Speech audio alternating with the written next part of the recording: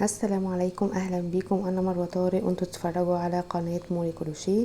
النهارده حبيت ارد على سؤال بنوته بعتت لي ان هي عندها كذا موهبه مع الكروشيه، وهي حاسه بتشتت وحاسه ان هي مش عارفه تشتغل ايه بالظبط، كروشيه ولا سواء بقى هي بتعرف تعمل تطريز او خياطه او كده. فحبيت ان انا احضر الفيديو واعمله لكم لان السؤال ده جالي قبل كده كذا مره. فحبيت ان احنا كده نحط افكار في الفيديو ونشوف ازاي ممكن نستخدم الموهبة اللي عندك دي، سواء كانت كروشيه ومعاها خيوط او تطريز او معاها بتدخلي معاها جلود، على حسب انتي بتحبي ايه. وحطيت لكم في الفيديو صور تساعدكم ان انتوا تطلعوا بشوية افكار، وهنقول ازاي برضو نطلع بافكار اكتر واكتر عشان نحس ان احنا كونا كده فكرة عن البراند اللي احنا عايزين نعمله. طيب، اول حاجة على حسب الموهبة اللي عندك مع الكروشيه، فانا مش عايزاكي تحسي ان دي حاجة بتشتتك، بالعكس انت لازم تحسي ان دي حاجة بتميزك، لان اي واحدة عندها موهبة عموما وعندها يعني خبرة في حاجة بتعملها يدوية فهي اصلا مميزة. فكون ان انت بتشتغلي كروشيه وبتشتغلي معاه تطريز او بتخيطي معاه، فدي حاجة حلوة جدا وهتميزك اكتر واكتر. فاول حاجة ما تحسيش باحساس ان انتي مشتتة، بالعكس حسي ان انتي مميزة. وهنشوف ازاي نفكر نطلع بافكار تطلعنا ان احنا فعلا مميزين وتخليه شغلنا ده فعلا براند بعد كده ويبقى حاجة مميزة. فاول حاجة، حبي نفسك، حبي ان انتي مميزة وعندك كذا موهبة بتعمليها وشاطرة وبتتعلمي اكتر واكتر وبتعرفي حاجات اكتر واكتر. طيب، تاني حاجة اعمل ايه؟ عايزة دايما يبقى عندك تغذية بصرية. ازاي بقى يبقى عندك تغذية بصرية؟ ان انت دايما تتفرجي على صور كتير وتخصصي وقت في يومك ان انت تتفرجي على الصور دي عشان يكون عندك التغذية البصرية.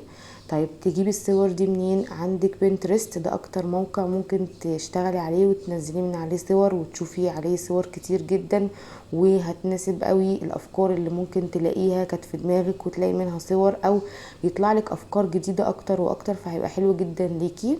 كمان في امكانيه ان انت تسيفي الصوره عندك، فده هيبقى برضو مرجعيه حلوه ليكي لما تحبي تشتغلي في مشروع وتبتدي، فتبتدي تكوني فكره عامه كده انت هتشتغلي في ايه وهتدخلي الوان ايه وهتعملي ايه بالظبط. فهو حلو جدا جدا، موقع كويس قوي. تاني موقع ممكن تشتغلي من عليه جوجل، بس انا مش بحبه قوي يعني، لكن انا بحب بنترست اكتر وبفضله اكتر في الشغل الاحترافي يعني. تالت حاجة عندك انستجرام، طبعا بيبقى عليه صور كتير، بيبقى عليه فيديوهات كتير، يعني بيكون في برضو شغل اكتر ان انت تعملي من عليه تغذية بصرية. عندك برضو فيسبوك، بس انا برشح اكتر جدا هو البنترست، هو اكتر حاجة ممكن تطلعي من عليها فعلا صور كتير ويبقى عندك تغذية بصرية. وحاولي دايما في يومك تحددي وقت كده، ده وقت التغذية البصرية. يعني مبعملش حاجة غير ان انا بطلع في صور وبتفرج وبطلع في افكار كتير. تمام. تاني حاجة بقى تعمليها ان انت تشتغلي على منتج واحد، يعني ما تشتغليش على كذا منتج في الاول. يعني لو انت هتعملي مثلا تطريز مع كروشيه، يبقى ركزي مثلا زي ما احنا شايفين قدامنا كده، هعمل كلاتش او هعمل شنطة او هعمل اي حاجة انت هتبتدي فيها، او كوستر مثلا، وهبتدي اشتغل فيه تطريز على الكروشيه اللي انا هعمله.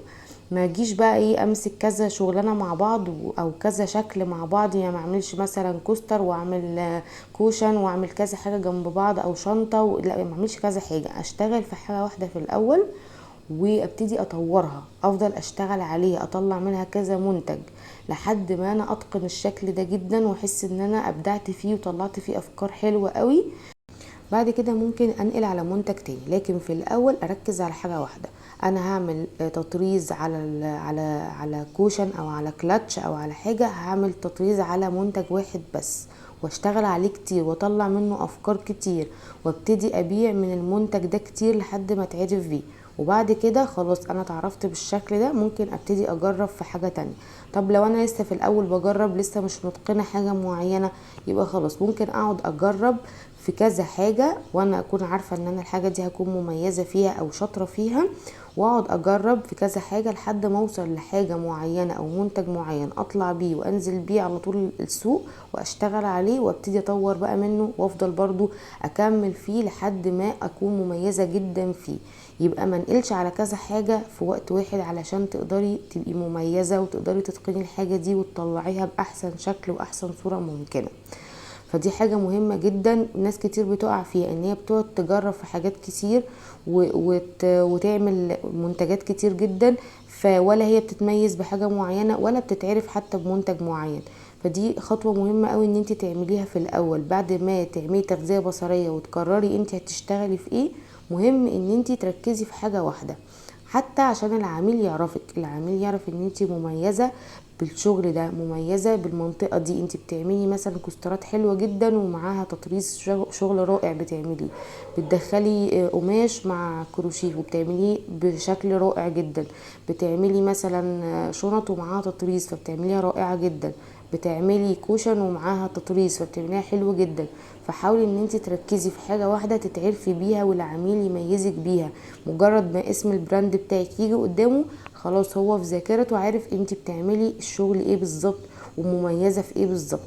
خلاص، فده اللي ممكن يشتتك فعلا، مش اللي هيشتتك ان انت عارفة كذا حاجة او عارفة عندك كذا موهبة، مش ده اللي هيشتتك. اللي هيشتتك ان انت في دماغك مشاريع كتير قوي وعندك تطلعات كتير قوي وحاسة ان انت هتعرفي تعملي ده وده وده، فبتيجي وقت التنفيذ تحسي ان انت في دوشة في دماغك. فحاولي تفرغي دماغك، تفرغي كل افكارك في ورقة وتشوفي ايه المنتج اللي انت هتشتغلي عليه في الاول، ظبط معاكي وطلع حلو خلاص كملي عليه فترة واعملي منه خط انتاج كده لحد ما تلاقي الناس عرفتك بيه.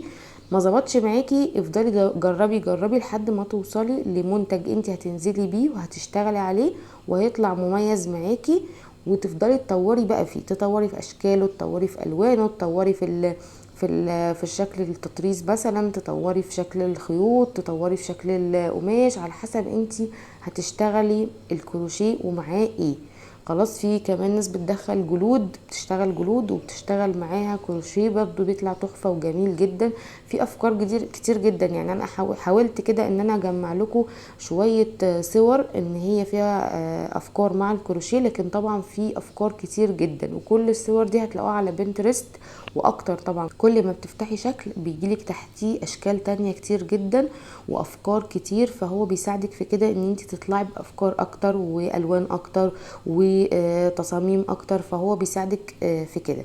فانا دي اهم خطوتين عندي تعمليهم. اول حاجة ان انت تعملي تغذية بصرية، وتاني حاجة هي ان انت تركزي على منتج واحد. انا باكد على الموضوع ده عشان هو فعلا ده اللي هيخليكي تطلعي باحلى منتج ليكي، مش هيخليكي تحسي ان انتي مشتتة، بالعكس هيخليكي مركزة على خط انتاج واحد بتكملي عليه.